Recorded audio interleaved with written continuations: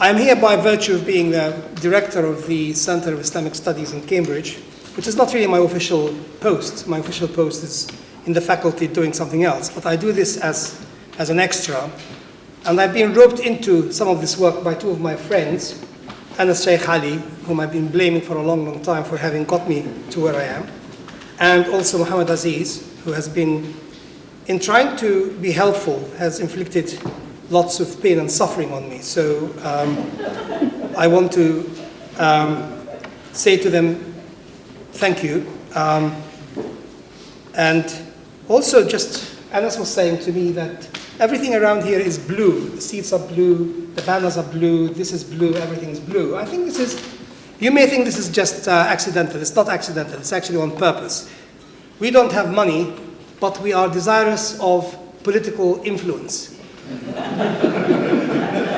And we are hoping that those paid-up members of a party, UK political party, would relay that to that party that we support the color blue, and we would like to them to know this, and for the director to be invited to the Prime Minister's private flat and to be listed as one of those lobbyists. So. Well, welcome to this event. It's an event supported and organized by the Association of Muslim Social Scientists and the Center of Islamic Studies in Cambridge, a center created through a generous endowment from Prince Alwaleed, who has a center in Edinburgh in his name, and two centers in the States, Harvard and Georgetown, and two in the Middle East, or I should say West Asia. We should really perhaps stop saying the Middle East. West Asia, in Egypt and West Asia, North Africa, and Egypt and Beirut. I'm delighted to see so many friends. This is one of the greatest pleasures that you can, when you have a bit of influence with the British Council, you can get them to invite your friends, so they do. So, and the British Council are very happy to do so because they're not paying. The Carnegie are paying most of it. So I'm delighted that you have come to this event. And I'm going to pass over very quickly to my colleague, Paul Anderson, who will be chairing the meeting today. Paul. Thank you. Well, welcome again. My name is Paul Anderson. I'm the Assistant Director at the Centre of Islamic Studies. It's my great pleasure to welcome you all, and also to welcome Professor Nabil Matar, who is known to many of you. He really needs no introduction. He's very well published in the field of Islam in Britain in particular. He's written many books and articles and really has had a great deal of influence. So we're delighted that he is able to be with us and to give a talk today. Now his talk will actually be the introduction, or condensed version, I'm told, of the introduction to his forthcoming book, to be published with the University of Columbia Press. So he will be able to tell you more about that in due course. The other thing, of course, is that we are celebrating Professor Matar's receiving the award of the Building Bridges Award from the Association of Muslim Social Scientists, and Jeremy Hensel Thomas will say a bit about that in a couple of minutes. First of all, I wanted to actually stand in for Professor Professor Riyad Nurallah. He's unfortunately unable to be here today. He would have loved to be here today to read this text, but unfortunately he has had to attend a graduation ceremony at his university in London. So I'm going to read his speech on his behalf. Now, before I start, I should say that Riyad Nurallah and Anas Sheikh Ali and Nabil Matar were, in fact, they go back a long way, and they were friends at the American University of Beirut, where they all studied, where all did their MAs together. So that will give you a bit of a sort of an insight into the speech I'm about to read.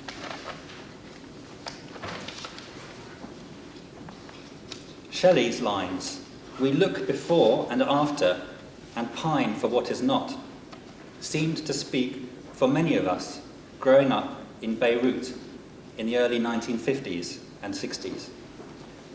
The failure of the Arabs to fulfill the aspirations of their first modern awakening, so dubbed by George Antonius, left us stranded in limbo land, disconnected, despite an ever-beckoning heritage, and dysfunctional, despite the daily toing and froing and the din of strident communiques drifting from nearby countries. Beirut, beautiful, terrible, inscrutable, embraced us all, and all Arabs. She also embraced the world in saintly beds, and others not so saintly. Ancient Beirut did not have Alexandria's lighthouse. She was one herself, dotting the seas with alphabets and other commodities. Dorotheus, a giant of Lebanese Byzantine jurisprudence, taught at her school of law. In our days at the American University of Beirut, giants also walked the campus. Ili Salem, Mahmoud al-Ghul, Ihsan Abbas, Khalil Hawi, Kamal Saliba, Dimitri Baramki, Bernard Blackstone, John Munro, George Khairallah, Halim Barakat, a whole league of Barakat. Suhail Bushrui's advent revolutionized the English department and galvanized our youthful energies.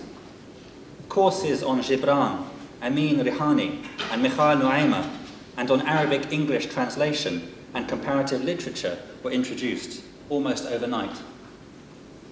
Yeats seemed to leave Sligo and settle in Beirut. Joyce to take his perpetual exile down to the Mediterranean city. Gibran to surrender all his secrets and scripts to the Academia of Bliss Street.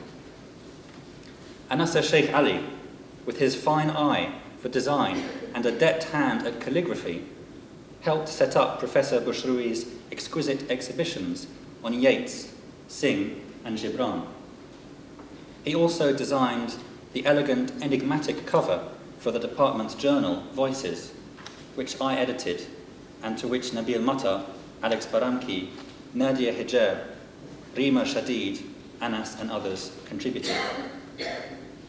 It was an age of giants, but there was a giant unseen and unheeded, seething inside a sprawling kumkum of slums and refugee camps fringing the city and gnawing at it. At the Speaker's Corner on the AUB campus, students, some sporting Che Guevara's beard, were fulminating against Western imperialism, even as their marches and sit-ins and occupations of hallowed offices were replicating those on the streets and campuses of Paris and other Western cities. The great Lebanese Byzantine School of Law was devastated by the earthquake of 551.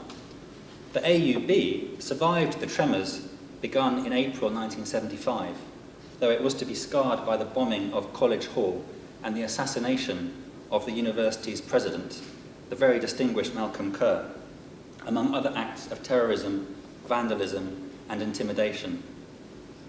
But it was the flight of the giants that eventually put the university into a general decline, never to recover from it.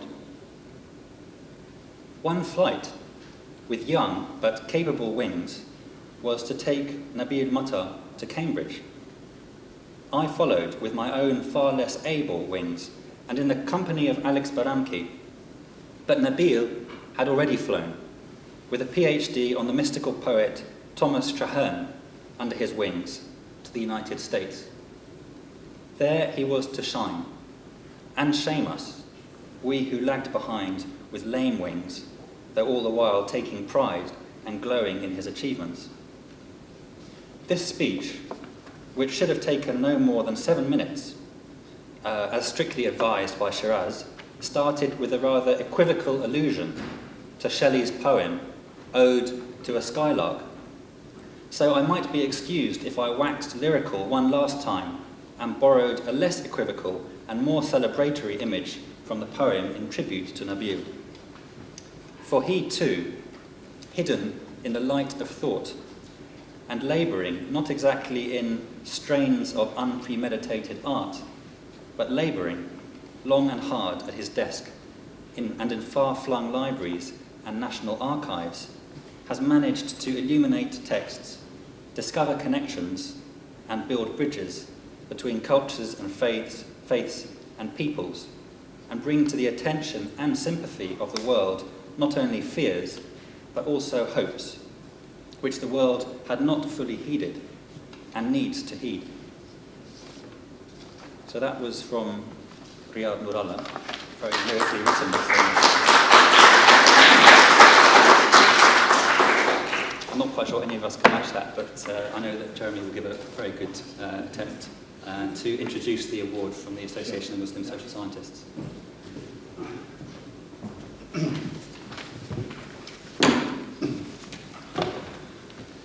Well, it's a real privilege, a great privilege, to have the opportunity to introduce to you today the work of the Association of Muslim Social Scientists, the MSS UK, and its prestigious awards, one of which will be awarded to Professor Nabil Matar, who I think is Presidential Professor in the Department of English and History at the University of Minnesota. The MS is delighted this year to jointly host Professor Matar's lecture with the Prince Alwaleed Centre for Islamic Studies here at the University of Cambridge. It's a very special personal privilege for me to pay tribute to the leadership, vision, and, dare I say, inexhaustible energy of the chair of the MSS, Dr. Anas al-Sheikh Ali, and the excellence, commitment, and loyalty of the very special team that he has assembled. I first had the good fortune to meet Anas about 14 years ago as, shall we say, a greenhorn Muslim. And I have no doubt that it was his friendship and the opportunities afforded to me through the superb conferences organised by the MSS, which gave me a reliable compass and helped me enormously to find my feet.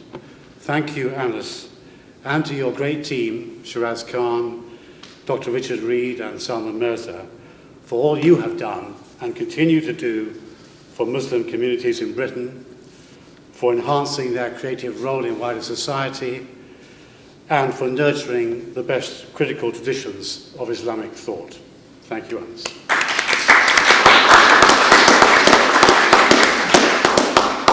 Now, the MSS UK is an association based in London committed to the following objectives: the development of Islamic thought through research, scholarship, and publications at the highest level of discourse, keeping scholars informed about current conceptual and methodological developments, and promoting greater interdisciplinary cooperation, generating informed, evidence-based, critical, and creative views on topical and emerging issues of relevance to Muslim communities, harnessing the skills and resources of Muslims, especially social scientists, building constructive relationships between Muslims and non-Muslim communities, and contributing to the implementation of workable and sustainable solutions for the advancement and integration of Muslim communities.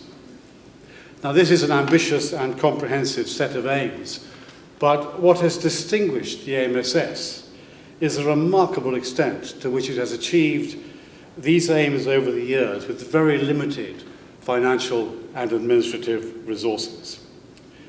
It's been able to do so because of its openness, its willingness and ability to engage and collaborate with Muslim and non-Muslim communities, both locally and internationally.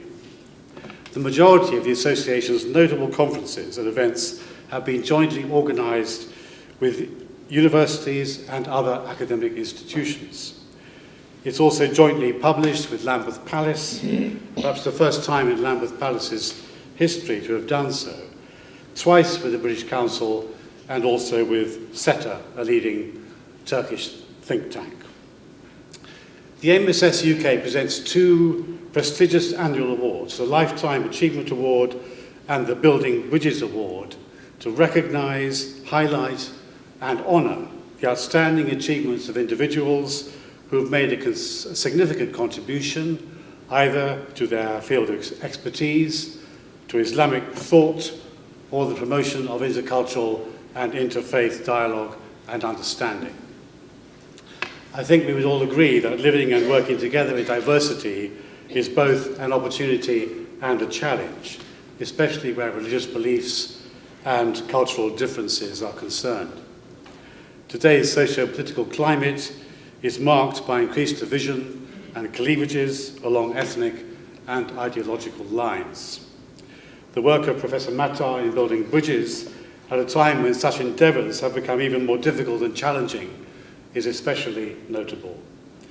And the AMSS is therefore very proud to follow his lecture with the presentation of this year's Building Bridges Award for his pioneering scholarship on the relationship between Islamic civilization and early modern Europe, and for raising awareness of the historical roots of Western perceptions of Islam. Previous distinguished recipients of the Building Bridges Award, which was established in 2002, have been, starting last year and going backwards, Professor Jack Goody, Professor Ahmed Davutoglu, Minister of Foreign Affairs, Turkey.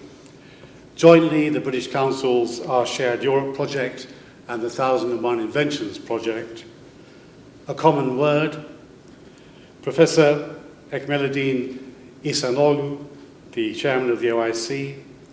Jointly, Prime Ministers Erdogan of Spain and Erdogan of Turkey and Zapatero of Spain, His Grace the Archbishop of Canterbury, Dr. Rowan Williams, Karen Armstrong, and Charles Legay Eaton, the distinguished British Muslim author.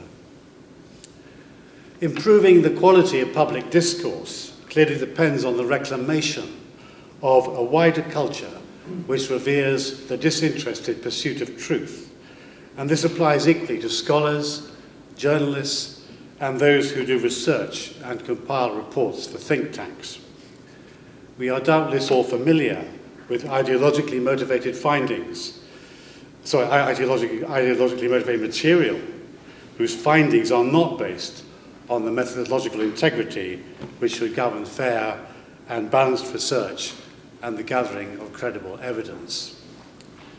Now, the impact of Professor Matar's work can be gauged from the many reviews which have paid tribute to the quality of his meticulous research and dedicated scholarship.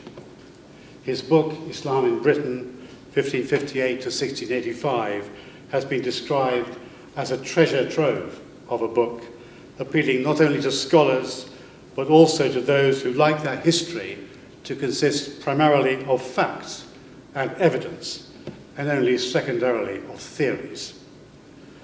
As other reviewers have noted, it is a wonderful corrective to the notion that Islam and Muslims had very little impact on Britain and Britons during this time period, and a brilliant and gripping study, an astonishing compendium of groundbreaking research whose very title is a measure of quite how original and surprising this book is, and unusually for a heavyweight academic book, enormously readable and accessible. So I hope that whets your appetite for Professor Matar's lecture, which is to follow. Thank you very much.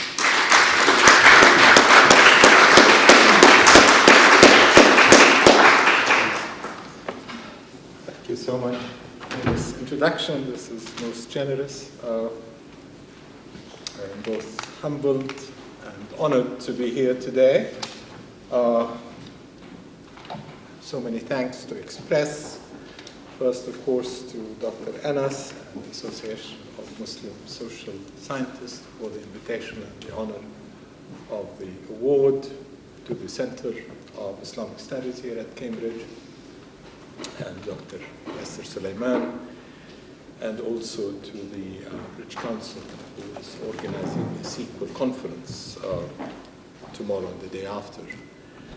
It's very moving to be here. I appreciate many of you who have come from as far away as London, and some as far away as Malta. And this is most generous of you to be here, and I thank you all for your attendance. The project I'm going to talk about today started 5 years ago as a result of a series of questions that a number of students asked me about particular text I was teaching in a course called Britain and the Islamic World. It was my first ever graduate course. In my old age, I had always taught at small universities, and I had moved to the University of Minnesota where there was a graduate program, it was a very good one, and excellent students. And we were reading this text by Henry Stubbe, which I had read before, and I found that the questions, which were quite penetrating and very incisive, I was unable to answer. And I was kind of befuddled, because usually I can figure a way out. But I did not, and I realized there must be something wrong with the text. And it turned out that the text we were using, which was the only edition of the treatise I'm going to be talking about today, was a very jumbled text based on additions and improvements and deletions. So it's a very, very confused text. And as a result of which I decided to edit a new edition based on the manuscripts and the other variants that survive. The result was, to me, mind-blowing. I had not encountered anything like that in all my study of early modern relations between Western Europe and the Islamic world. It was a strange text, a unique text, and indeed highly undervalued. Nevertheless, to me, it was a highly important text, and so on Monday when I arrived in London, on Sunday I decided I need to go down to Bath, the city of Bath Spa, as it's called, and to basically visit the site of the burial of Henry Stubbe. I had to read the Fatiha for him. And unfortunately, I discovered that he was so unliked and so ignored that there was not even a memorial, there was not even a gravestone, there was nothing that marked where he had lain buried. And so, basically, that was my journey of searching for Henry Stubbe. I think he's a very important man for the kind of vision and the kind of courage that he had in the 17th century. The 17th century witnessed an increase in the numbers of Arabic and to a lesser extent Turkish and Persian manuscripts that became available to British and continental scholars. These non-European acquisitions and the disciplines that were developed to study them showed Britons for the first time what the swarthy Moors and the Mohammedan Turks and the sword-wielding Saracens had produced. A vast civilization that had adapted and developed the same Greco-Latin legacy which Britons claimed as their own classical patrimony. For the first time in their history, Britons encountered a non-Christian and a non-European civilization that was vast, complex, and rich in chronicle and geography, poetry, astronomy, and exegesis. The Arabic sources were, of course, confined to the learned at the universities, but their impact sometimes reached wider sectors in English society. From the grocer who learned Arabic, as Samuel Hartrip reported in 1647, to the Quaker leader, George Fox, who read the Quran carefully in the first English translation by Alexander Ross. Other Quakers, Anglicans, and Roman Catholics alike appropriated the philosophical mysticism of Hayy ibn Yaqdan, while London audiences watched heroic Orientals on stage. Still, there remained among the general public, as well as scholars and literati, a hostility that could not be eradicated, as if the admiration for the civilization of Islam could not overshadow the clash with the religion of Islam. But not in the case of a little-known physician from Stratford-upon-Avon, Henry Stubbe. Sometime in the early 1670s, Henry Stubbe wrote a biography of the foundational figure of that civilization, the Prophet Muhammad. His treatise on the original and progress of Mohammedanism, which is the title, is just under 60,000 words and presents the first heavily annotated biography of the man who had given birth to the term he uses, Islamism. Stubbe often replaced the objectionable Mohammedanism with Islam or Islamism, and the equally objectionable Mohammedans with Muslimin. In so doing, he was the first to use these terms in an English text, long before the OED documents them in the first half of the 19th century. That there had been nothing like this biography, and that many were the readers who perused and copied it, is evidenced by the numerous manuscript versions of the treatise that have survived and the others that are known to have disappeared. As historian John Tolan has shown, there was uniformity in the negative representation of Islam in Euro-Christian thought, from Bibliander's 1543 edition of the Quran to Humphrey Prideaux's 1697 invective on the Prophet Muhammad. Henry Stubbe was the exception, initiating thereby a Copernican revolution, with apologies to Immanuel Kant, in European scholarship. The manner by which Stubbe was able to challenge the prevalent misrepresentations was to move the lens for the study of Islam away from European to Arabic sources. These sources, which were being translated into Latin and published in the academic powerhouses of Oxford and Leiden, Paris and Basel, relied on the commentaries of some of the most important Muslim historians, At-Tabari and Bidawi, Al-Shahrustani, Al-Jannabi, and others. A master of Greek and Latin, Stubbe turned to the only three historians whose Arabic texts were translated in toto: Al-Makin, Ibn al-Batriq, and Abu al-Faraj. Citing chapter and page for every reference he made and combining information from different units of the texts, Stubbe demonstrated how sources indigenous to Islamic civilization could produce new insight into contested history and the reassessment of the most misrepresented man in early modern European religion, the Prophet Muhammad. Stubbe has been studied always in the context of English free thinking and anti-Trinitarianism, and his interest in Islam and the Prophet have been seen as unabashed exploitation of what one scholar called Islamic sources to heterodox purposes. But the earliest fragments of his treatise in two British Library manuscripts were completely focused on the Prophet Muhammad and the beginnings of Islam. These densely written folios had nothing to do with Restoration theology and stand as the first English study of Islamic beginnings that employed the emergent methodology of biblical higher criticism. Later, Stubbe added these fragments to an extended discussion of early Christian history in order to start a dialogue with Islam. History was not, for him, geographically or intellectually fragmented. Rather, it was a continuum from Judaism into Christianity and into Islam. The revelation to Muhammad was not therefore a religious aberration, as contemporaries insisted, or a heretical outburst.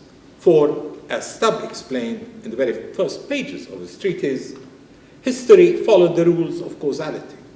There is always, as he said, quote, a series of preceding causes which principally contribute to change, end of quote. As in Roman history, empire's misguidedness gave rise to the Republic, so did the doctrinal disagreements and heresies that bedeviled the first centuries of Christianity give rise to the term he uses, revolution of Islam. For Stubbe, Islam was a logical effect to a cause, a monotheistic orthodoxy emerging from heretical heterodoxies. It was therefore inherent to the trajectory of civilizations. In approaching Stubbe's treatise on the Prophet Muhammad, I will focus on three themes. First, what made possible Stubbe's decentering of Islamic historiography away from the European non-Arabic sources? Secondly, how did the decentering shape his view of the Prophet Muhammad and of the rise of Islam? And finally, what impact did the Prophet's protectiveness of the Christian communities have on Stubbe's view of Muslim-Christian relations in the age of early modern empire? The answer to the first question lies in the Latin translations of three medieval Arab chroniclers, Al-Makin, Ibn al-Batriq, and Abu al-Faraj. By the second half of the 17th century, their books were the only historical sources about the Prophet Muhammad that had been translated accurately from the original Arabic. Written by men who had lived in Muslim society from the 9th to the 13th century and from regions extending from Egypt to Syria, the text presented a careful description of the mission of the Prophet and the rise of Islam. Stubbe, who had grown suspicious of Greek sources on Islam, duly noted that the Arabic writers had been admired by Muslim readers. And in the case of Abu al-Faraj, the man had been so respected that according to Edward Pocock, Stubbe's mentor at Christ Church, Oxford, although Abu al-Faraj was a Christian, he was admired, as Pocock said, by many of the elders, the Fudala al-Muslimin, the elders of the Muslim community. Stubbe had no problem consulting works by Christian Arab writers because they had been living in the midst of the Islamic polity and had therefore been fully integrated in language, sensibility, and history. Quote, "It is certain that the Christians which lived under the Mohammedans, as Al-Makin and others, do mention Muhammad with great respect, as Muhammad of glorious memory. And Mohammetus, because he was writing sometimes in Latin, super quo pax and et benedictio." Peace and blessings on him.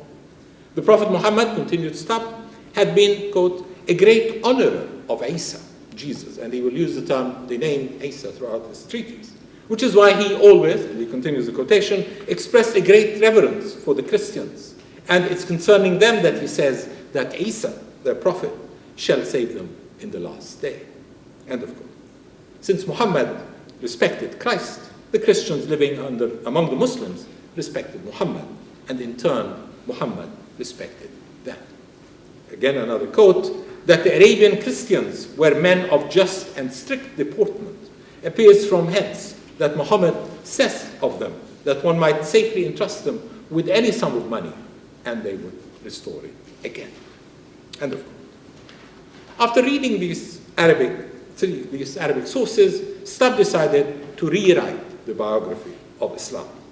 For now he had in his possession histories by men who had been outsiders to the theology of Islam, but insiders to its history. Stubbe discarded everything produced by European playwrights, theologians, and chroniclers as worthless. Scholarship, not fantasy, was the key to the proper understanding of Islam. In the order of their 17th century appearance in print, the Arabic writers were the following. Jirius ibn al-Abid al-Makin, 1205 to 1273, was the author of Tarikh al-Muslimin, History of the Muslims, which had been translated into Latin by Thomas Erpenius, the Dutch Orientalist, and published in 1625 as Historia Saracenica.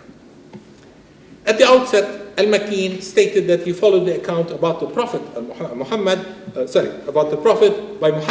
ibn Ahmad al-Tabari, the 9th century historian whose Tarikh al-Umam wal-Mamalik, History of Peoples and Kings, was and remains one of the most important and comprehensive histories of early Islam.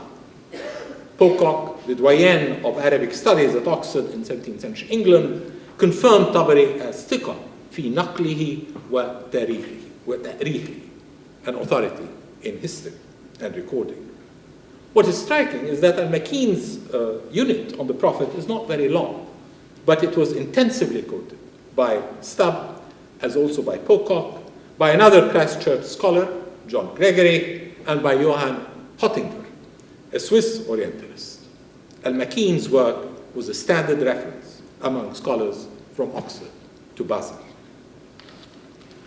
Al-Makin opened his account rather strikingly in Erpenius's translation with the Quranic invocation, Bismillah ar-Rahman ar-Rahim, in nomine Dei misericordia miseratoris, an opening that many Christian writers used.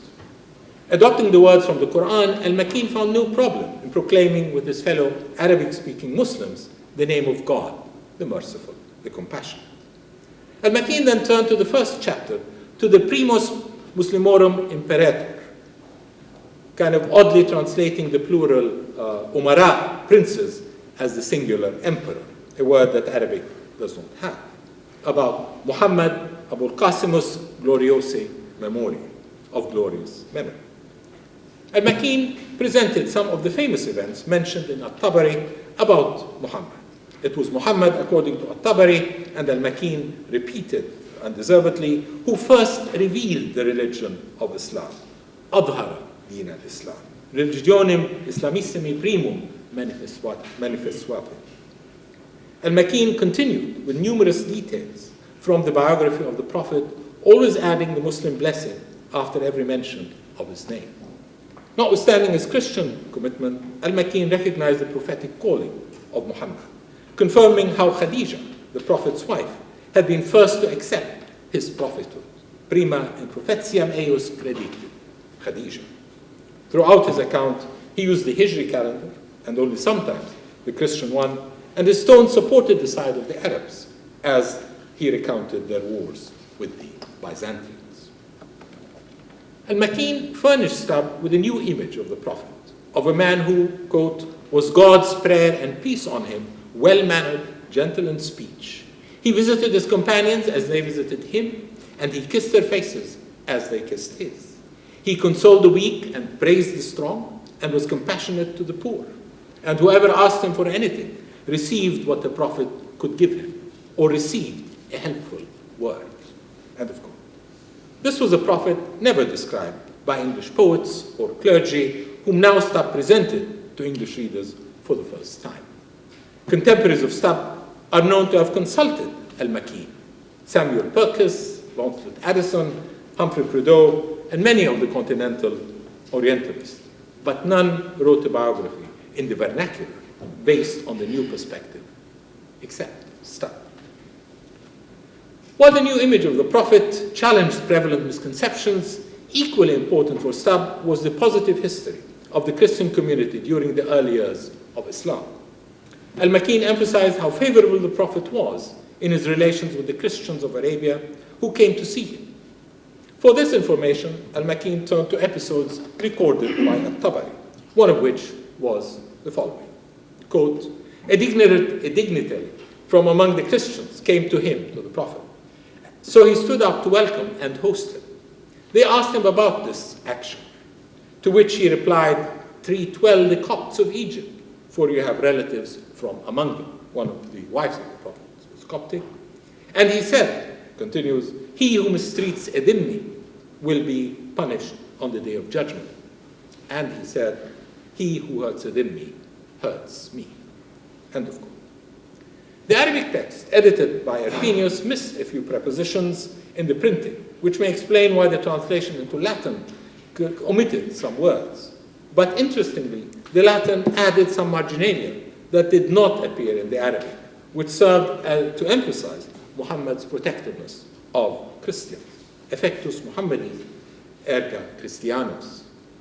In his treatise, Stubbe echoed those views about the treatment of Christians, always mentioning Al-Makin, because he found the information about the Prophet's openness to Christians and Jews very important in the context of the new understanding of Islam. I quote, against Stubbe, Al-Makin, who collected his history of the Saracens out of the best Mahometan writers and was himself Secretary of State to one of their princes, tells us that Muhammad gave protection and security to the pagans, Magi, Jews, and Christians, which swore fealty to him and paid him yearly tribute. And that he sent Umar to the Christians to assure them that they should live securely under his dominions, and that he would esteem their lives and goods as the lives and goods of his Muslimin. End of quote. Actually, a page earlier, Stubbe had quoted the whole Pact of Umar, a text that was believed to have been written and signed by Umar to the inhabitants of Jerusalem. It confirmed for Stubbe a point he repeated often in his treatise, that Islam accepted other religious communities and did not try to forcibly convert them.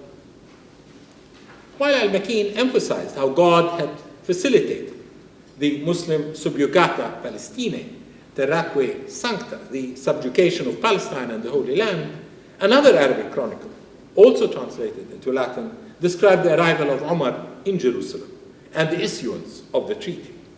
Again, Stubbe wanted his evidence to come from an author who had lived in the midst of Islamic society, even if he was not a Muslim. for such an author was closer to, as he said, the original and progress of Islam. This author was Ibn al-Batriq. Sa'id ibn al-Batriq, 877 to 940, was the author of the history annals of the Church of Alexandria, Kitab al-Tarikh al-Majmu'. A selection from this book had been translated by John Selden and published in an Arabic and Latin text with copious notes in London in 1642. This was, by the way, the first substantial Arabic printing in England.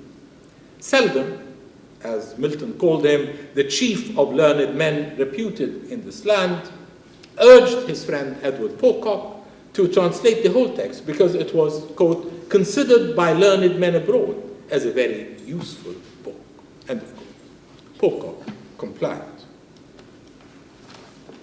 Eutychius ibn al-Batriq, a doctor, an attractive qualification to Stubbe, who was himself a physician, and also, in the words of Stubbe, quote, a historian of good credit.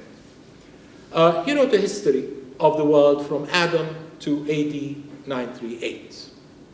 In specific, he focused on the Christian Eastern, in the case Coptic, communities and their encounters with the expanding empires of the Persians, the Byzantines, and the Muslims. Although he had nothing to say about the Prophet Muhammad as a person, he started the history of the rise of Islam with the migration to Yathrib, Medina, correctly recognizing the pivotal importance of that event. He summarized the lives of the first four caliphs and later dynasties, focusing in great detail on the actions of the second caliph, Omar.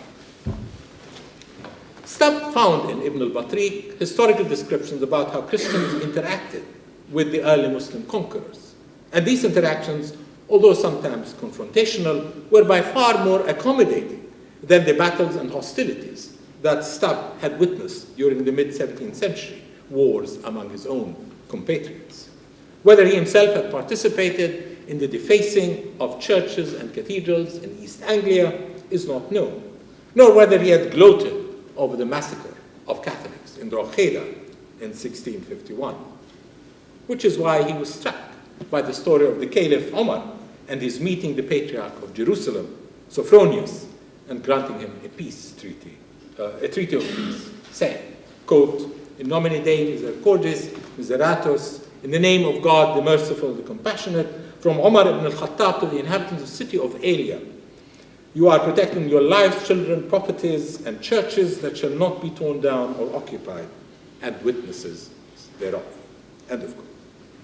When prayer time came, the Patriarch told Omar to pray inside the church of the Holy Sepulchre, but Omar refused. So the Patriarch laid out a mat for him in the church of Constantine, but Omar again refused. Then Omar went out and prayed in the yard facing the church, explaining later to the Patriarch that had he prayed inside the churches, his followers would have wanted to build mosques there, which he did not want, in order that the Christian sites be preserved. What the Muslims showed to the Christians, no Civil War Protestant was willing to show a Catholic, or vice versa. Ibn al-Batriq presented Stubbe with a record of Islamic protection of Christians and the religious history, holy places, and institutions. From the first point of contact on, Christians were able to sustain a full religious life, and they continued to do so for centuries, which must have been confirmed to Stubbe in the 1656 publication of a 13th century Christmas sermon in Arabic and in Latin. The beautiful Arabic and the rhyming prose of the homily in Natalem Christi by Peter Sancto, vulgo dicta Ibn al-Hadith, was missed by Stubbe, who didn't know Arabic. But the translation conveyed a deep emotional intensity on the part of the celebrant and his congregation, all of whom were living in the midst of Islamic polity. The third and final Arabic authority who inspired Stubbe was Abu al-Faraj, 1226 to 1286, author of Tarikh Mukhtasar al-Duwal, a short history of dynasties. From Abu al-Faraj, 30 pages have been translated by Edward Pocock in 1650, Specimen Historia Araba, to which he added over 200 pages of dense notes. Over a decade later, Pocock translated the whole book, also opening with the Basmala, Bismillahir Rahmanir Rahim. Abu al-Faraj included only a brief description of the rise of the Prophet Muhammad since his book was about the history of later dynasties and empires. But in that short description, and like the other writers, Abu al-Faraj mentioned the famous episode from the Seerah, from the biography of Ibn Hisham, about the monk Bahira. The latter declared that the boy Muhammad, who was then traveling with his uncle to Syria, would be famous all around the world. In the future, and I quote, "This boy will enjoy greatness and his fame will spread in east and west. For when he arrived here, a cloud covered him with its shade." End of quote. Quite striking a few lines later was the terminology that Abu al-Faraj used regarding the prophetic revelation. Adhar al-da'wah. He revealed the message, which is the same Arabic verb that had been used by al-Makin. 2 pages later, Abu al-Faraj cited the words of Abu Sufyan to Abbas after Muhammad's entry into Mecca, into conquered Mecca in 630. Abu Sufyan, the erstwhile enemy, converted to Islam in order to save his life. And when he saw the armies of Muhammad, he turned to the Prophet's uncle, Abbas, who had also initially opposed his nephew, and said, "Your nephew has become a great king." To which the uncle replied, "Be quiet, wayhak, it is prophecy.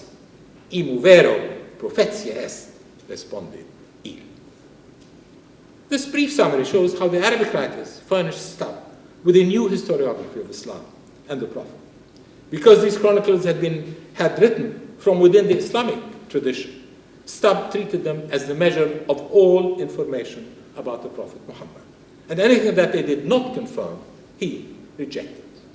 None of them, for instance, ever mentioned the frequently repeated, quote-unquote, fable that Muhammad had been inspired by a pigeon, which he claimed to be, or he claimed as the Holy Ghost, following in the footsteps of Poca, who in his notes had also rejected this allegation, or the other allegation about Muhammad's tomb being suspended in mid-air.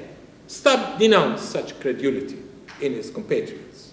What clinched Stubbe's refutation of these silly but solidly upheld allegations was that, and again his words, "no Christian of the Arabians mentioned it."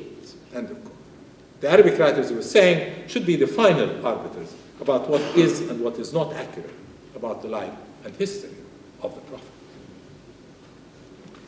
Alongside the Arabic sources, Stubbe read other sources, which is why he ended up deviating in some points from the canonical view of Muhammad as it is expressed in the Quran, the Hadith, and the Seerah.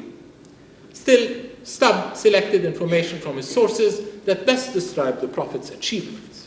Stubbe wanted to redefine the Prophet to his English readers, which is why he frequently used the speeches, or why he used in the speeches of Muslim leaders the archaisms of the King James Bible, the language that had characterized the history of Judaism and Christianity in English was also to characterize the history of Islam.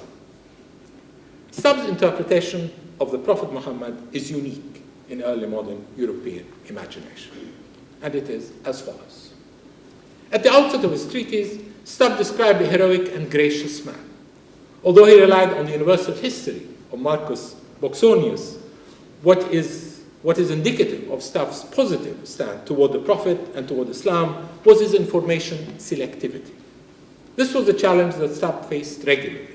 European authors, including Boxonius, whom he used, always combined negative allocations and adjectives in their descriptions of the Prophet. Stubbe simply ignored their misrepresentations and appropriated the passages that reflected what he said, the great spirit of Muhammad. Stubbe situated the Prophet in the monistic tradition of Moses and Jesus, in the manner that the Quran does. Because his approach was that of a historian of religion, Stubbe was interested in showing how the Prophet, quote, a fiercely opposed man, end of quote, of low social standing, was able to transform the Arabs from tribes to empire through the power of revelation. Like earlier prophets, Muhammad had brought a holy book, the Quran, the same word that Stubbe used in connection with the books revealed to Moses and Jesus.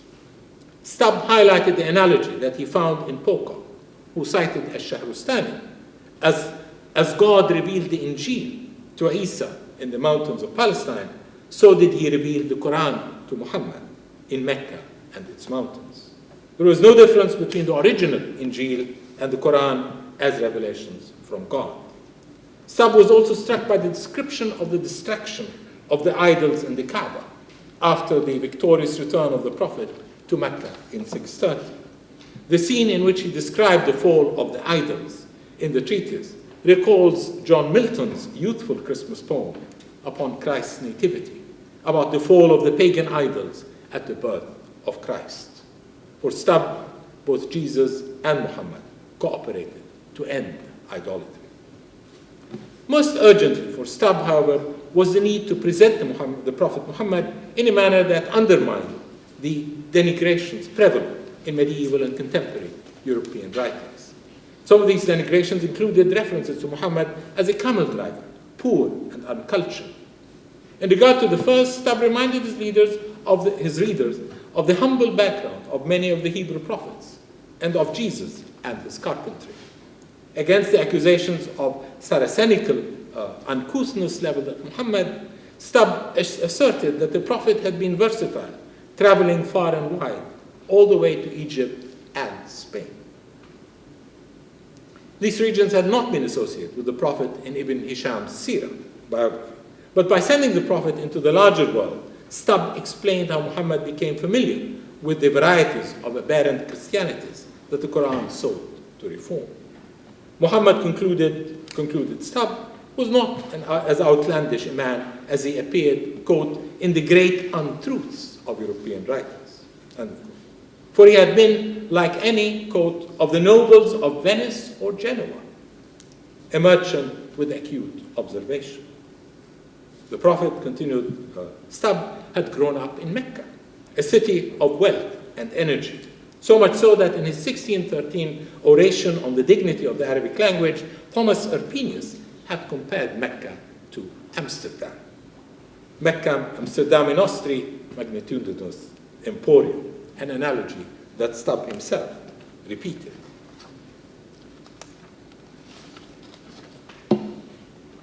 Most daring and unprecedented in Stubbe's presentation was the rejection of the unletteredness of the Prophet, a sine qua non in Muslim historiography that was discussed in all writings that Stubbe read. From the start, Muslim exegetes had appealed to the unletteredness of the Prophet in confirmation of the divine revelation of the Quran. But European authors used illiteracy, unletteredness, as proof of the falsity of Al-Quran. Since Muhammad was illiterate, they argued, he could not but have sought help in formulating his revelation. Because Muhammad was illiterate, to cite one example by Sir William Temple, a contemporary of Stubbe's, he produced, quote, a rhapsody of visions or dreams, end of quote. Of course, it did not help that very, very few men of those who attacked the divine origin of the Quran could read it in Arabic, but rather relied on the poor Latin translation by Robert of Ketton in the 12th century, the poorer translation to French by André de Rière in 1647, and the poorest of all translations to English by Alexander Ross in 1649. Nor could Stubbe read Arabic, but at least he recognized how bad the English translation was and never cited it. Intent on confirming the revealed nature of the Quranic prophecy, Stubbe turned the tables on the detractors. He asserted that, according to Muslims, the Quran was the word of God. In support of his view, Stubbe recalled the translation of Surah Yusuf, the chapter on Yusuf, by Urpinius earlier in the century. As the Dutch Arabist wrote, per verbum Dei, intelligent suum quae Coranum ipsis dicitur. By the word of God, they understand their own Bible, their own book.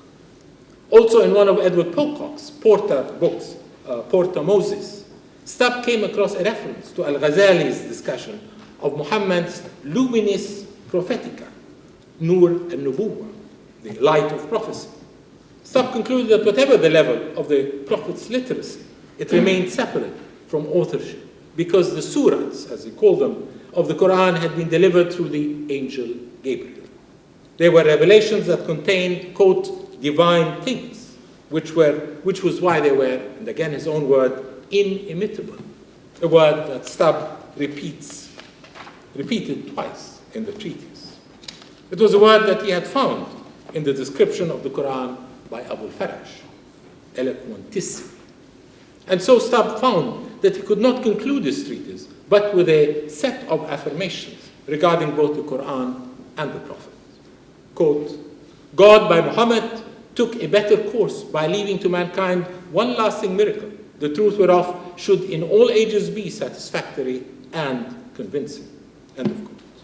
In the eyes of the Muslims and the writings of the Arabic chroniclers, the Quran was the miracle that God granted Muhammad. It was not surprising, therefore, that Stubbe ended his treatise by confirming Muhammad, and this is his own phrase, as a great prophet. The same phrase that describes Jesus in the Gospel of Luke. A great prophet has risen up among us. Alongside this unprecedented redefining of the prophet, Stubbe turned to redefine the prophet's cousin, Ali ibn Abi Talib. Stubbe was the first English and indeed European writer to describe at length the role that Ali played in spreading the message of Islam during Muhammad's lifetime. But while all contemporary representation of Ali in European literature emphasized his geographical Persian association, Stubbe ignored such allusions and wrote an amazing piece that concentrated on Ali's actions in the service of the Prophet. In so doing, he took his cue from Al-Makin and also from Gabriel Zionita, a 17th century priest from Lebanon, who had translated Al-Idris's geography into Latin. In an appendix, Zionita described Ali as saying, Ego sum primus Muslimanus, I am the first of Muslims. Basing his views on the Arabic writers, Stubbe turned Ali into the mouthpiece of Islam. In the speeches that Stubbe that put in the mouth of Ali, he echoed the beautiful proverbs and the sayings in Nahj al-Balagha, a huge portion of which have been translated but not published by Pocock. Where Muhammad was the political and religious leader, Ali was the spiritual commentator and missionary of Islam. Much as Stubbe focused in his treatise on the human agencies and the origin of Islam, he fully recognized that the importance of Muhammad lay in his transmission of the Quran and not in his personal life. No European writer before Stubbe said or would say for generations what he wrote about the Quran in the last page of his treatise. Quote, the Al-Quran, a transcendent miracle, and which is more, one that is preeminent from generation to generation. Nor is there any lasting miracle of the Prophet, excepting that whereupon he appealed, challenging all the wits of Arabia. And Arabia did then abound with thousands whose chief study was eloquence and poetry, to make one chapter or more that might compare therewith and thereby demonstrated to the most incredulous the truth of his prophecy. And God said concerning it that if all men and angels should combine to write anything like it, they should fall in their enterprise. End of quote. It's interesting that Stubbe, ever meticulous in recording his sources, did not mention that the last sentence was the Quranic verse 17, Surah 17:88, قُلْ لَأَنْ اجْتَمَعَتِ الْإِنسُ وَالْجِنُّ عَلَى أَنْ يَأْتُوا بِمِثْلِ هَذَا الْقُرْآنِ لَا يَأْتُونَ بِمِثْلِهِ وَلَوْ كَانَ بَعْضُهُم لِبَعْضٍ ظَهِيرًا. Say, if men and jinn should combine together to bring the light of this Quran, they should not bring the light of it, though some of them were aiders to others. His readers thus would have taken the Quranic assertion as his own conviction. And it was a conviction on which Stubbe elaborated. Having read Pocock's translation of Al-Ghazali's Tarjamat Aqidat Ahl Sunnah, summary of the Orthodox Creed, Stubbe found no qualms in presenting that creed as his own overview. It is in the Quran that God is revealed, the oneness, omnipotence, and omniscience, the power of God over all the creation, the prophetic continuity in God's messengers to humankind, reward and punishment, and the salvation of the damned, apokatastasis. There is nothing similar to Stubbe's breadth and passion regarding Islam in any contemporary English or European text. The presence of Christian chroniclers in the midst of Islamic society who wrote so informatively about Muhammad and the Quran led Stubbe to an unprecedented contrast. Unprecedented, at least in early modern thought. Nearly every Euro-Christian who visited or did not visit the Ottoman Empire wrote about the plight of the Christian minorities and how they were living in fear and ignorance. Others expressed hostility, describing the Eastern Christians as intellectually and theologically superstitious. To repudiate such views and goals, Stubbe introduced into the discourse about Eastern Christians an unusual contrast between the condition of the American Indians and of other slaves under the Iberians and Europeans, including us, the English, and the condition of Christians under Muslim rule. How Christians fared under Islam is a topic that has always been approached from the angle of their dhimmi status. In an essay on dhimma in early Islam, the distinguished historian C.E. Bosworth observed the following, quote, "Although protected by the contract of dhimma, the dhimmis were never anything but second-class citizens in the Islamic and social system, tolerated in large measure because they had special skills, such as those of physicians, secretaries, financial experts, etc., or because they fulfilled functions which were necessarily but obnoxious to Muslims." End of quote. This and other similar views have been repeatedly advanced by scholars of the Christian minority, especially in the early modern Ottoman Empire. That the minorities of the empire did not have the same privileges or opportunities as the Muslim majority, and that they were marginalized and sometimes maltreated, is not contested. Given the vastness of Ottoman lands, the central government in Istanbul was unable to control fully the errant activities of its governors. The Ottomans, like their contemporary Spaniards and Portuguese and the French and the British later, were launched in the early modern period on territorial expansion that resulted in subjugation of large populations with different religions and languages. The same could be said for the progress of early Islam, about which Stubbe wrote. Which is why, and after having consulted the histories and chronicles, Stubbe added a separate unit in his treatise, which survived as one of the fragments under the following title, quote, "Concerning the justice of the Mohammedan wars, and that Muhammad did not propagate his doctrine by the sword." End of quote. Stubbe had been impressed by Muhammad's attitude to the Christians in the 7th century, and he became even more impressed when he learned about Christian societies in the empires of 17th century Islam. Stubbe avidly read the travelogues of two European authors, Adam Oliarius, who wrote about Persia, and Paul Ricoeur, who wrote about Turkey. Both appeared in print at about the time that Stubbe started working on his treatise. Meticulously citing them, Stubbe showed that what he had read in the medieval Christian Arabic chronicles about Christian life in the Islamic polity was not a thing of the past.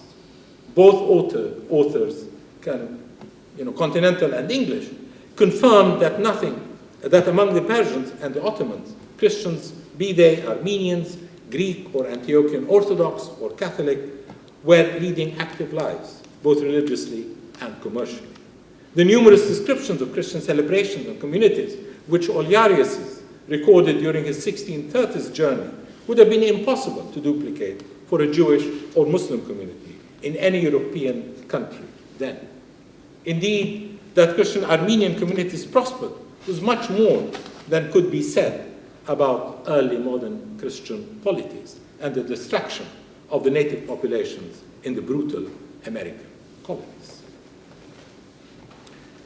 Stubbe did not need to elaborate on the plight of the Indians or the slaves under the Spaniards. Such knowledge had become fully familiar in England, especially after the publication of Bartolomé de las Casas, The Tears of the Indians. And so Stubbe bluntly contrasted the plight of the Indians under Christian rule with a Muzagharibic Christian, Arabized Christian of the Indians under Christian rule. And so Stubbe bluntly contrasted the plight of the Indians under Christian rule with the Muzaribite Christians, Arabized Christians under Muslim rule in Spain. While the former had been annihilated, the latter, quote, always lived quietly and safely in the Islamic kingdoms and dominions. Such toleration was confirmed by one of the greatest scholars of Europe. Again, a quote from Stubbe, "Yet it's observed by Scaliger," continued scholar Stubbe, quoting the French historian and Orientalist Joseph Scaliger, and he continues, "and it's an assured truth that the vulgar Greeks lived in a better condition under the Turk at present than they did under their own emperors." End of quote. Stubbe recognized that such acceptance on the part of Muslims of the religious other was not just a matter of Quranic theology, but also of commonality of belief. Muslim rulers shared with their Christian subjects the expectations of the return of Isa, a messianic finale that must have resonated with the eschatological and millenarian excitement of Britons during the civil wars. Pocock, ever Stubbe's mentor, described the sign of the end in Islamic eschatology, and noticed that the final moment would witness نزول عيسى إلى الأرض عند المنارة البيضاء شرقي دمشق, the descent of Jesus near the white minaret east of Damascus. It was perhaps because of that Islamic openness to Christians and Christ that Stubbe observed made European princes willing to join forces with Muslim armies and to invade Christian regions. Religion, observed Stubbe sardonically, had never been a divisive factor when it came to the advancement of empire. Quote, "How often did the emperors of Constantinople, the kings of Spain and France, contract for the assistance of the Saracens against Christians?" End of quote. It was hypocritical to trade and cooperate with Muslims and then denounce their theology or ignore their prophetic legacy.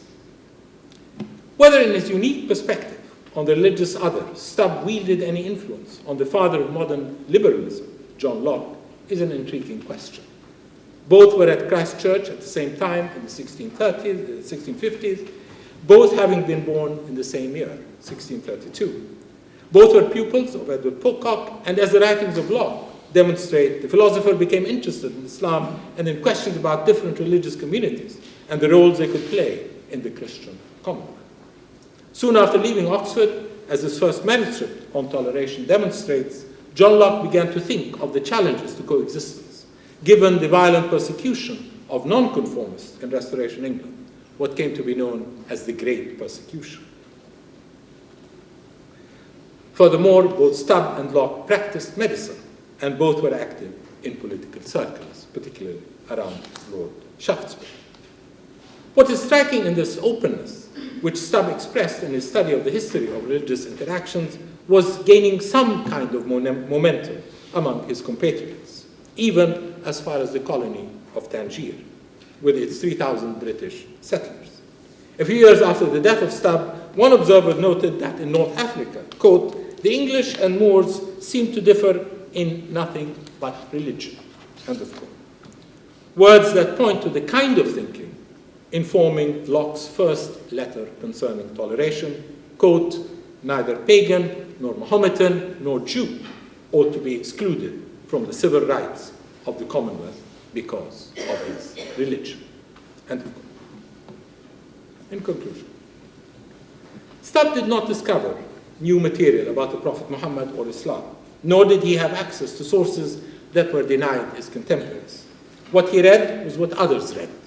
Stubbe therefore demonstrates that as of the 17th century, it was possible for a European writer to read Latin, translations of Arabic chronicles, consult the publications of Dutch and English and Swiss Orientalists, and then write a history of the Prophet Muhammad and of Islam that corrected a large number of misrepresentations. What was needed was to decenter the sources for the study of Islam and to approach Islam not as an appendage to Greco-Roman civilization, but as a fresh start, a revolution, to use his word again, in world history. What Stubbe also demonstrates is the possibility of transformation. Like his contemporaries, Stubbe did not escape preconceptions and falsities. As he explained, he relied heavily on the Arabic chronicles, but he also used other sources, some of which were unreliable. But as he steeped himself in knowledge, applying rigorous measures for evaluating information and informants, he moved toward balance and perspicacity. The last third of the treatise basically folios 108 to 142, is an encomium on the Prophet and the beginnings of Islam, the like of which exists nowhere else in early modern Europe.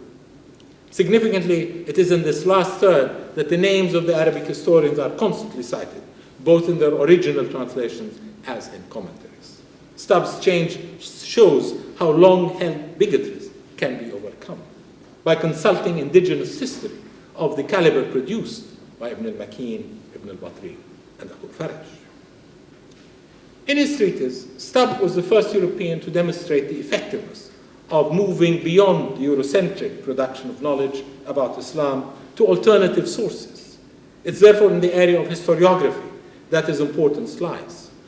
University scholarship, if translated into the language of the general reading public, in this case English, could effect change in religion as well as historical perspectives. This emphasis on research and precision in data collecting, evidenced by the relentless marginalia in the treatise, stemmed from Stubbe's profession. As a physician, he treated the maladies of patients. As a writer, he sought to treat the malady of ignorance, which he diagnosed as he would have a disease through careful and rigorous examination of symptoms. For him, the historian, like the physician, should rely on meticulous, eye-blinding research. And as the treatment of diseases did not discriminate on the basis of culture or geography, so the treatment of history. It's not surprising, therefore, that Stubbe became the first Englishman to use the term semiotics, by which he meant interpreting the medical science of disease. As he pored over the tomes of English Edward Pocock, Swiss Johann Huttinger, Dutch Isaac Casaubon, French Claudius Salmasius, English John Selden, Dutch Thomas Erpenius, and the chronicles of Al-Makin and Batrik and Abu Faraj, Stubbe became the physician trying to find the cure for the disease of ignorance. It's no coincidence that the Panarion of Epiphanius, the 5th century compendium of pre-Islamic Jewish and Christian heresies, which Stubbe constantly cited, was subtitled, quote, "The Medicine Chest Against Heresies." Henry Stubbe belongs to that half a century in English and continental history when Arab Islamic manuscripts made an impact on European thought. They were collected, edited, translated, and integrated into early modern intellectual activity, sometimes accepted, sometimes rejected, and sometimes adapted into discussions of biblical history and philosophy, philology and law, geography and mathematics. They became a reference that could not be ignored by scholar and layman alike, from the cloisters of the universities to the multi-denominational readers of Hayy ibn Yaqdan, which is why a physician from the sleepy town of Stratford-upon-Avon ventured to write about the original and progress of Islam. Stubbe cannot, of course, rival his famous fellow townsman. He did not have the genius of the bard, but he had courage. As Shakespeare forced his London audience to re-evaluate their views of the other, be they Jews or Moors, so did Stubbe rewrite the history of the most contested man in early modern religious history in the West, the Prophet Muhammad.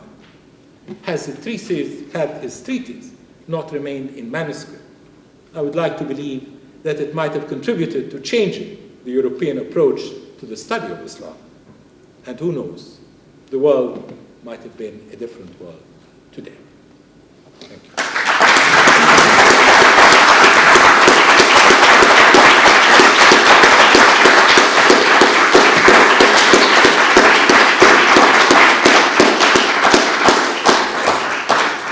Well, thank you very much indeed, Professor Matar, for a really fascinating talk.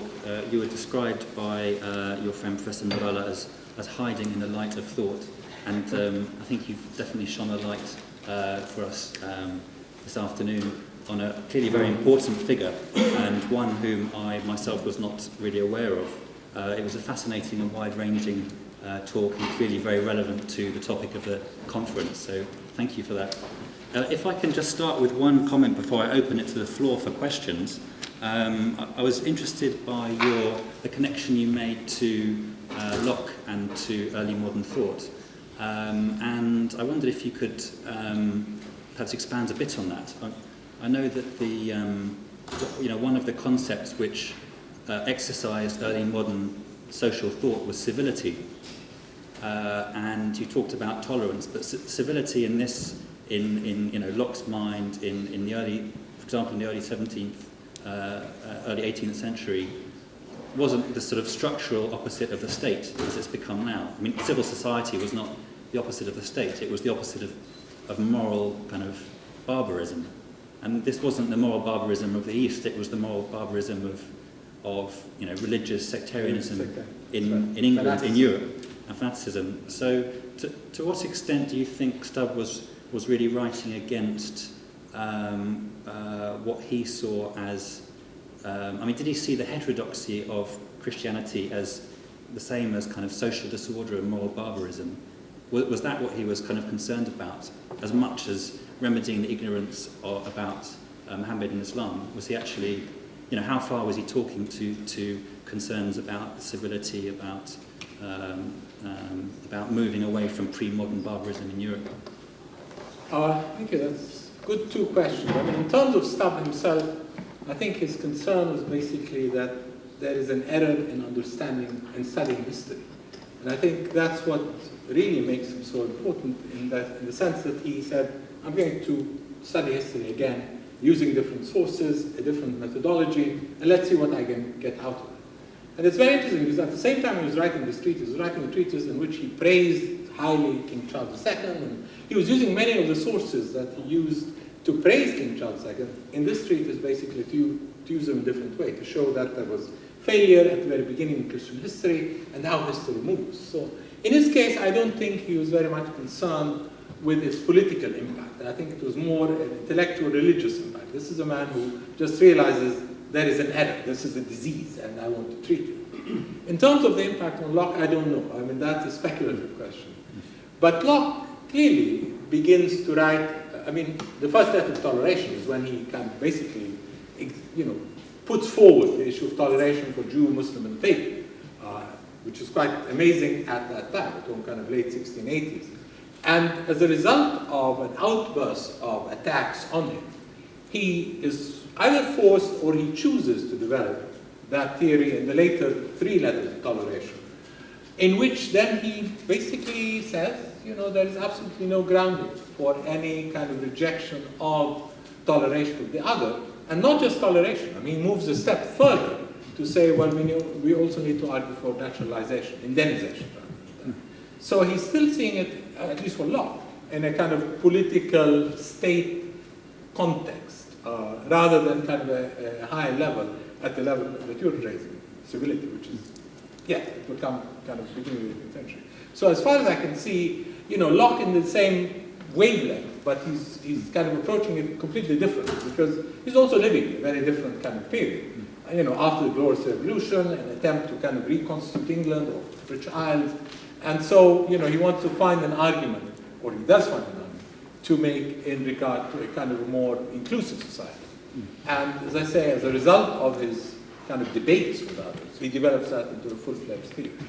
So I think there is a similarity in approaches, but definitely in terms of goals, I would say they're quite different at least. Had Stubbe lived longer, I don't know. He might have different thought, not like that. Thank you. Right, questions, yes? Thank you very much for a very insightful presentation. You used two words, misrepresentation. You used two words, misrepresentation.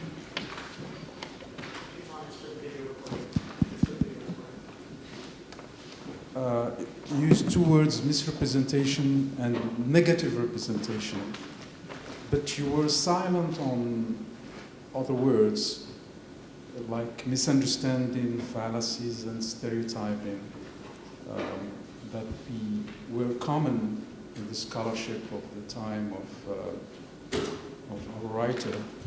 And I wonder, what do you mean by, when you use misrepresentation and negative representation, do you mean representation leading to the strong scholarship, unbiased research or biased research, scientific formulation? The other thing that bothers me, little bit is that Stube was silent, very silent and evasive on things like al-wahy, revelation, and al-ghayb. Al-ghayb. These two terms, when you read Stube, he doesn't talk. And this is where there is a lot of discussion, when it comes to this interpretation. He remained also silent on the misrepresentation of Islam by the scholarship of his time, and did not challenge the stereotyping that was available. So, to what extent he was positive in his work, Thank you. Good point. Okay, You can sit there. Is this good? Okay. In terms of wahy, actually he uses that word a couple of times, but don't forget, this is a man who doesn't know Arabic. He's relying completely on the Latin text. So what he finds in the Latin text is going to base himself on these. And nearly all his research is based on Latin sources. Arabic into Latin, or Latin on its own. But as I say, wahy, it's kind of interesting, because that comes up in Abu Faraj. This is al-wahy. So it's there, but it's not developed. I agree. And this was not developed by others, so he doesn't have access to it. On the other hand, I think what I really find fascinating is the fact that these scholars, notwithstanding the fact that they were, hostile to Islam, were very, very good scholars. I mean, the material they discuss, the philology they apply, the kind of comparative philology from Assyrian into Hebrew, into Arabic, into other stuff. I mean, they are very, very good scholars. So the scholarship, I think it's first rate. How it was used is, of course, the question, because how others would use it. And as I said, many people read these texts. Many people read the works of these scholars, but none of them thought that he can take this scholarship and move in a different direction from the very traditional, stereotypical direction of hostility to both the rise of Islam and to the Prophet. In terms of his challenge, I mean, he is saying things that nobody has said.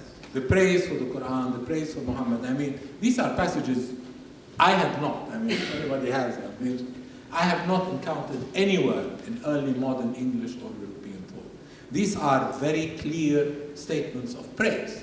And it's not by a man who converted. It's just a man who has done his research, has studied the history, and decides, there's something wrong in the way in which this material has been presented. In that respect, I think he's amazing, because he is saying things and saying, you don't find anywhere else. Everybody else will always qualify, and you'll find a good sentence, but then a paragraph which is very negative. And therefore, coming back to stereotype, I mean, that's a term we can safely use. Everybody was stereotyping based on the models that were there, and the models were coming from chiefly Orientalist sources, but good scholarship, but bad intentions in terms of how they were used. So, I don't know. I mean, I'm confused, because for him to be saying what he says is completely unprecedented. You're not going to find that until the 19th century in English writing. As far as I know, in the European tradition, you don't find that either up till the 18th century. This is unique, and what's interesting is that this manuscript was widely circulated. So it seemed to have resonated one way or another. And some people didn't like him, accused him of being atheist, etc. But it seemed to have resonated, and therefore, so in that respect, I see it. Thank you. Revolution in that respect, and that's what he uses. He uses the term revolution. Thank you. Thank you. We have 6 or 7 minutes. It'd be good to get sort of 3 or 4 more questions. So one and then 2 afterwards. Yeah. Could you say something more about the uniqueness of Henry Stube in terms of why he was so distinct in terms of his relationship and understanding and sympathetic reading of Islam? I mean, there must be something else that's going on here in terms of his intellectual influences. Was it because of a particular engagement with debates on toleration in his own society that he was extending it to this alien other civilization? I mean, there's a question here that demands answering. Why was he so unique and so different from his contemporaries? No, why it's so unique, I mean, definitely is because, as I said, just earlier. I mean, what he says is unprecedented. It is unique. You're not going to find any passages like the passages that he writes. Why he does them, that is a big question, and I'm grappling with that. He was not involved in trade. He was not involved in any kind of, he had no interactions. I mean, he was living in Stratford-upon-Avon and Bath. I mean, there was no kind of, interaction. If you were in London, you were, Portsmouth, I mean, cities on the port where he might have met with them. He has no interaction there. And indeed, all his previous output, which is humongous, I mean, he wrote endlessly, has very little allusion to Muslims or Islam. I mean, basically Muslims and Turks and Moors, but very, very rare. And it's often ambivalent, sometimes positive, sometimes negative. Suddenly he writes this text. And my view of it is that it should have been the text that his teacher, he was very attached to his teacher. He praises him all the time, Edward Pocock, as Dr. Pocock says. And he remains clearly in contact with him because many of the texts that he used in his research, he did not have at home in his library, because we have a record of his library.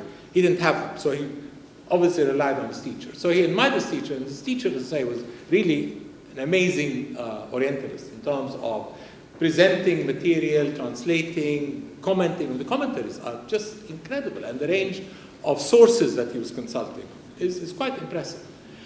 My view is that he was doing something that perhaps his teacher should have done, that given this new momentum of scholarship that has become available in England, and it became available just in the 1630s, when all these manuscripts started coming in, and therefore you have the chairs of Arabic in both Cambridge and Oxford, and they're beginning to read this material. And the realization that, here is a completely different source for historiography of Islam than what we've been having since the medieval period from Latin and Greek sources. And I think Pocock does that, by the sheer amount of research that he conducts and the referencing that he conducts. I think he does that. He does show that we need to reconsider the historiography by which we view Islam. I think he, being a clergyman, Pocock, could not write the kind of biography of Muhammad or Islam that then Stubbe did. I think Stubbe got carried away by the influence of his teacher. He was also, as I said, a physician. He must have found this as a problem he liked to resolve, and he does. And it's a text, as I say, the manuscript would circulate, so it has some kind of impact, although, as I say, it was too dangerous, would not be published at that time. So I think it's still difficult for me. I mean, why does he do that? It's out of the blue, suddenly he writes this absolutely unprecedented text. And what's interesting is that the manuscript, the very early manuscripts, is just kind of, he seemed to have written just, let's say, a history of the Saracen. Or, the passages I mentioned, the fact that Muhammad didn't propagate his religion. I mean, these are separate units. He's writing them on his own, heavily annotated. So he's kind of working in a library on his own or with borrowed books. And I think he was thinking of, yes, there is a problem here, because now I'm reading all these sources. And it's a different perspective completely. And it's like, and he was a physician. I mean, the vast majority of his books in the library that survived after his death were medical books, including Avicenna's, canons, but all sorts of. So he was a physician, and he was analytical. And suddenly he finds this problem that, it needs to be addressed in a different way, in the same way that, you treat medicine, treat ailments in a different way. And he was respected as a physician. So in a sense, I think that gave him the clue. But something more direct, other than the fact that this becomes a challenge of historiography for him, I don't know. I mean, it's something I grapple with. Interesting question. Thank you for your reply, and thank you for the question. Gentleman in the middle. Thank you, Ustaz Nabil, for a brilliant lecture. Perhaps on this, I mean, clearly something's happening in 17th century religious circles. John Toland, I think you mentioned him. And that's how he's always associated with John Toland. John Toland is 50 years later. Yes, it is later, but clearly something is bubbling up in changes in the intellectual history that allows someone like John Toland to say, well, the Gospel of Barnabas, it's no worse than other Apocrypha, and maybe Muslims are not the worst Christians, as it were, and maybe we should be able to have a mosque in London, so something's going on. But maybe there's a larger question also. Some of these sources of information, which you've put it down to new translations of these Christian Arabic historians, sources of Arabic knowledge and Muslim knowledge were available a lot earlier through people like Mozarabs, through people who wrote polemics but knew Arabic, but they wrote polemics. So I wonder if there has to be some sense of what's changed to allow this kind of opening, and also what you think about the authority for him of the fact that these are Christian Arabic chronicles. What sort of status does that have for him, and were there other kind of Muslim sources that had been translated in the contemporary theater that he could have worked with, but he chose these because somehow they would be more authoritative? Thank you. And just before you ask Professor Matar, I can remember them all. Professor Matar, could I just... The very last question, there were no other sources available in Latin. The translators, Dutch, German, Swiss, and English, worked with these texts, so there is nothing else for them. Now, Pocock, who knew Arabic, and indeed the Arabists in Oxford, the students he trained, obviously could read the other sources, because others are here, they have the magic. Stubbe could not, he didn't know that. So in that respect, it's good fine. The issue of Talal I find very kind of premature, because I mean, he's writing in the 16th century. Talal comes in, I mean, with the kind of deistic element at the end of the century, and then, the issue of Barnabas is 1718, so much later. And this is what historians often say, I mean, they speak about Talal as if it is Talal, as if it is Stubbe. I mean, that's 50 years different. So I don't see that link. I see it as something operating within its own context. And that's the question of psychodestic judgment out there. I mean, there's something much more problematic. In terms of familiarity with Arabic sources in England, no. They knew the kind of some of the medical and scientific texts. Yes, these have been available since the 16th century, but in a very limited scale. It's the 17th century, it's after Pocock goes to Aleppo and commissioned by Archbishop Laud to start buying manuscripts. That's when the manuscripts arrive. Once they arrive, there is a change. But prior to that, I mean, the Bodleian had maybe like 2 or 3 Arabic manuscripts at the beginning of the 17th century. There was nothing that you could read if you wanted to, in terms of just going to the library and finding a manuscript that belonged to printed book. By the middle of the 17th century, and thanks to Pocock and Archbishop Laud, the material grows in number. You find allusions to it, and there are kind of, and Laud, and Pocock does train, students in Arabic studies. So, there's a continuity. Greaves, John Gregory, I mean, these people are using the manuscript, they're telling you actually in their marginalia, there's a manuscript at Oxford, and they're giving you the number of something. So, but for other people, who did not have access to that, it would have been extremely difficult to get that on anything other than that. Now, finally, on the issue of religious change, yes, I mean, there was a religious change. I mean, the civil wars were there, and they traumatized the society, but not in terms of Islam. There is nothing that is changing. I mean, the Quran is translated in 1649. I mean, there's a complete anger at its translation, notwithstanding its very negative kind of preface and conclusion.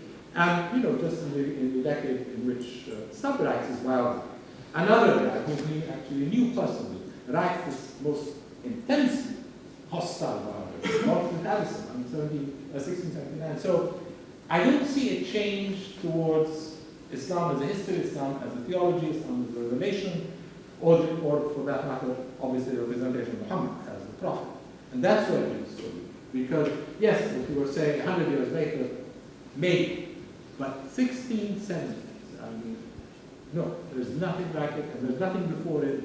As I say, it's going to be quite a long while before you find this kind of completely open, uncensored praise for Quran, for Muhammad, and for Thank you. You say there's nothing after it, but there is something after this, so I'd like to interrupt at this stage and invite Dr. Anas to... first of all, can we give a round of applause, please?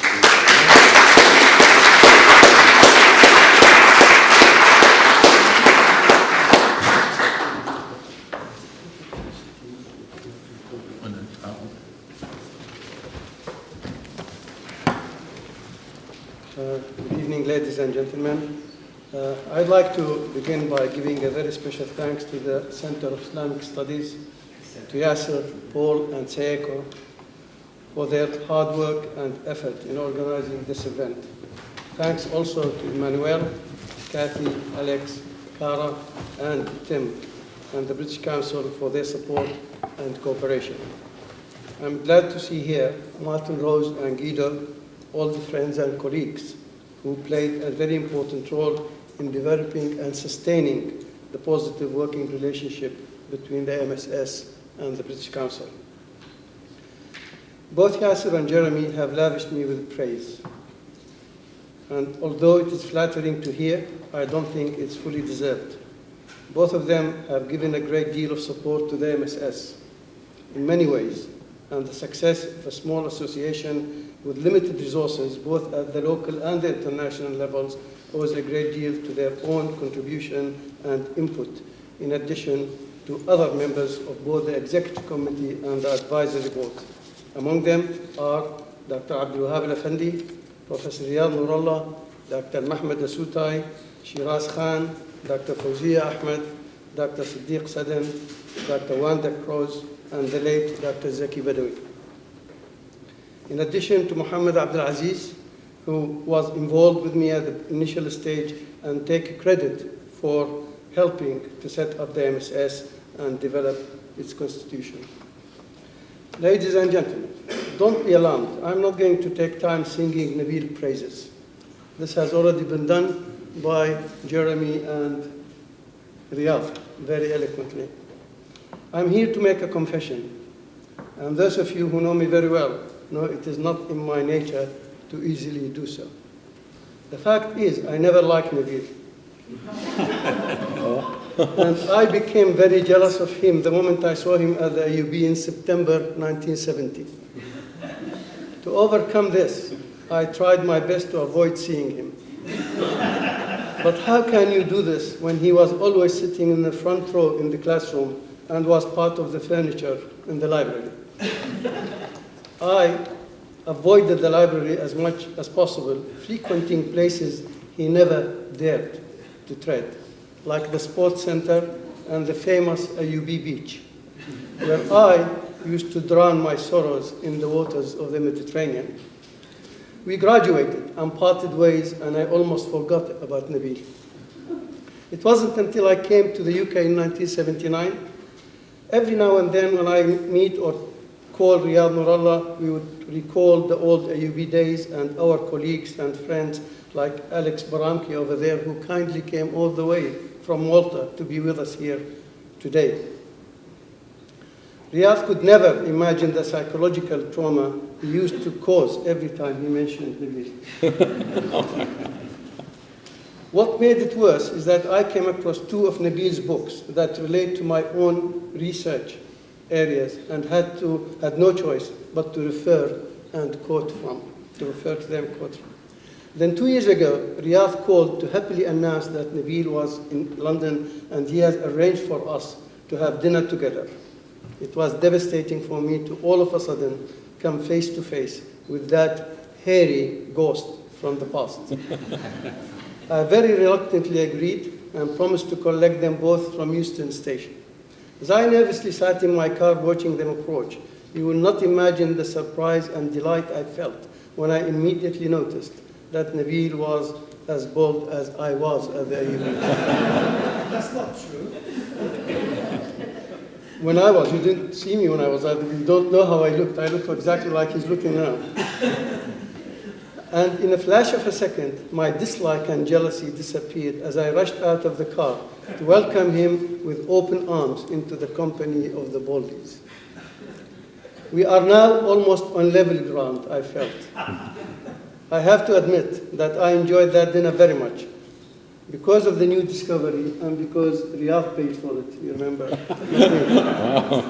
But tell me honestly, wouldn't you be jealous if you were losing your hair at an alarming rate at that age and not have the money Wayne Rooney has to recover at least some of it, and being reminded every day by someone like Nabil of that problem? This is how Nabil looked.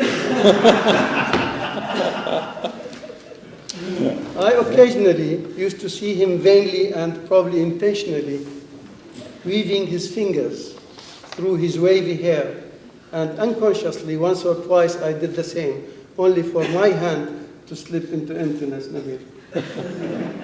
Now, when the MSS Executive Committee decided to give an award to Nabil, we had two choices, either to give him the Life Achievement Award or the Building Bridges Award. In order to save Nabil, I pushed for the Building Bridges Award. There is a reason, of course, Nabil. We gave the 2009 Life Achievement Award jointly to Professors John Sposito and Charles Butterworth, and I was planning to present it to them at a conference at Georgetown University. Circumstances prevented me attending, and I requested my friend and colleague, Dr. Brahim Kalin, who is currently senior advisor to the Turkish Prime Minister, to do so on behalf of the MSS. Before presenting it, Brahim read out the list of the previous recipients of the award and listed the late President Ali Azzat Begovic, the late Professor Zeki Badawi, the late Professor Edward Said, the late Dr. Martin Links. Then, becoming aware of what was happening, turned and looked at the two professors who were smiling uncomfortably, saying, "This is the fact and there's nothing I can do about it." Now, this is how they looked when they came to the stage. This is when they heard the list. And this is when they were presented. Look at, oh, what's Anas up to? Or you first, now you first. So Nabil, we put you in a safer company. Only one of them has the late title, and many are both like you and me. And Nabil, always remember, if you had kept that hair, you wouldn't have received the award. Thank you very much.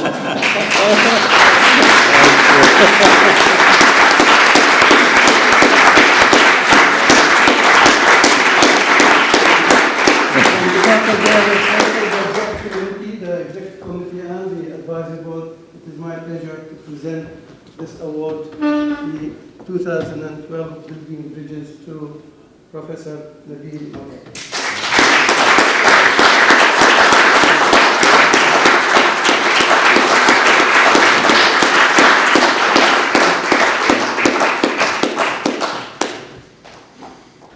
I'm not going to say anything more except to express my deepest gratitude to Jeremy and to Chair of the session, and to Riyadh in absentia, to all of you for being here this afternoon.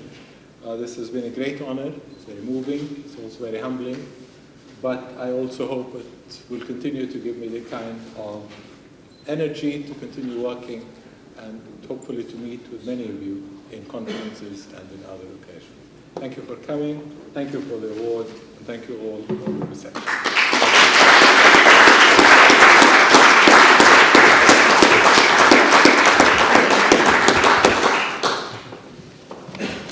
I won't be long. I've been asked to do the vote of thanks.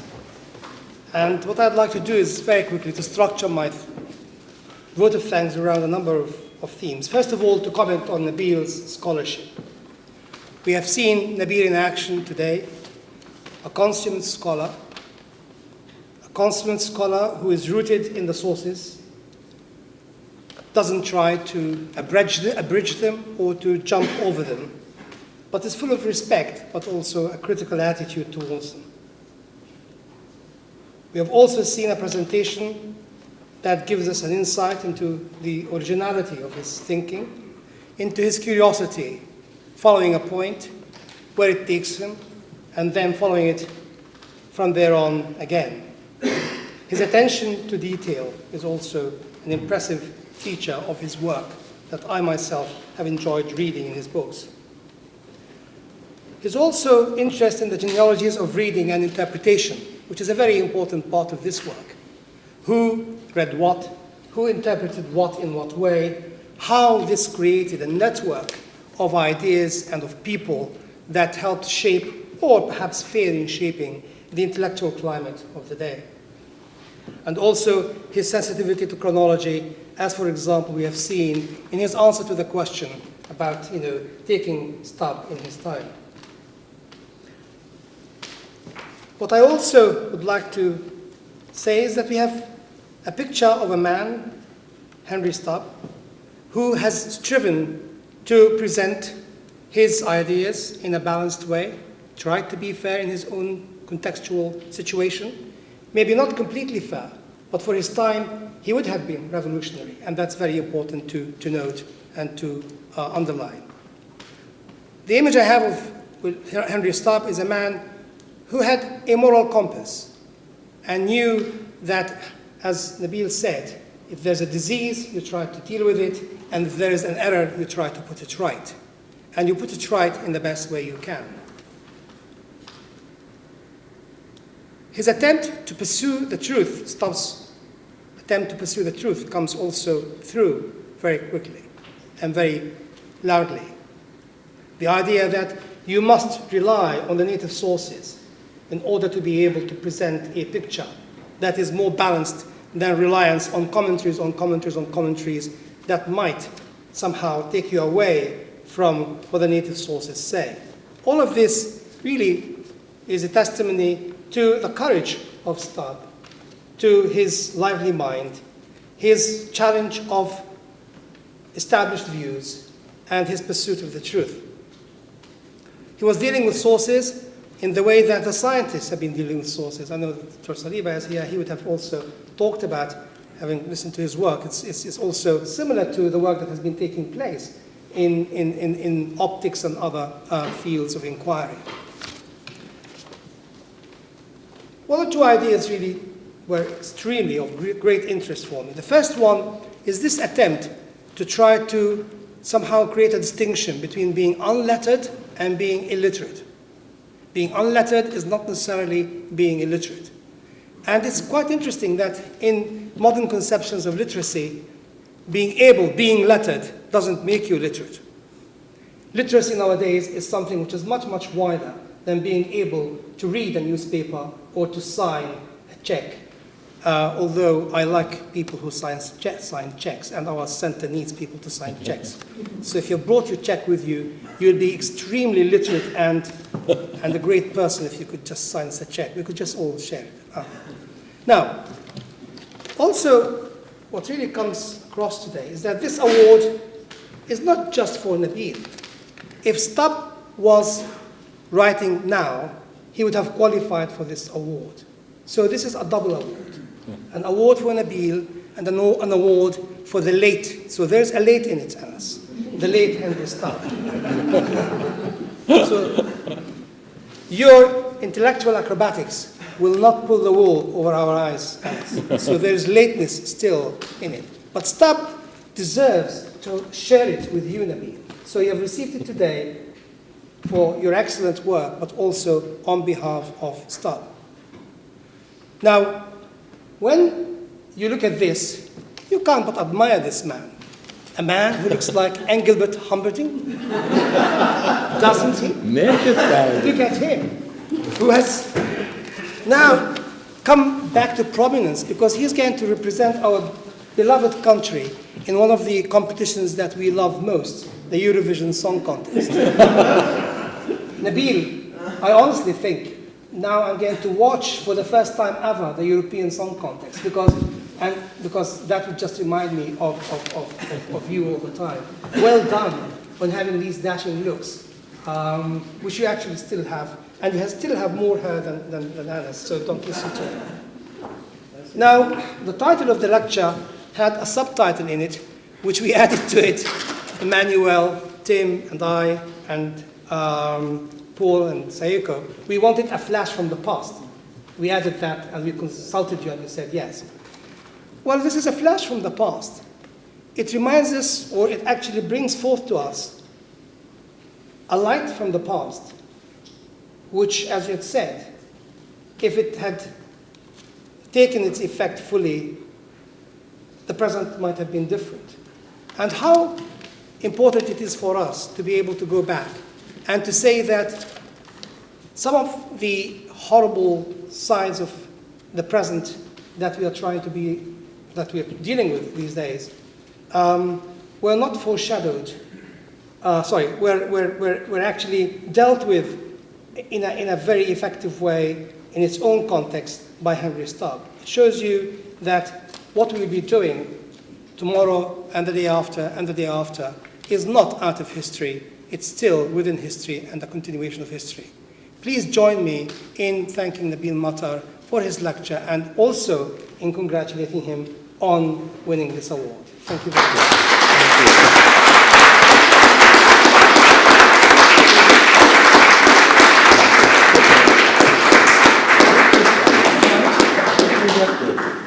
Well, this is the only one I kept. I burnt all the others.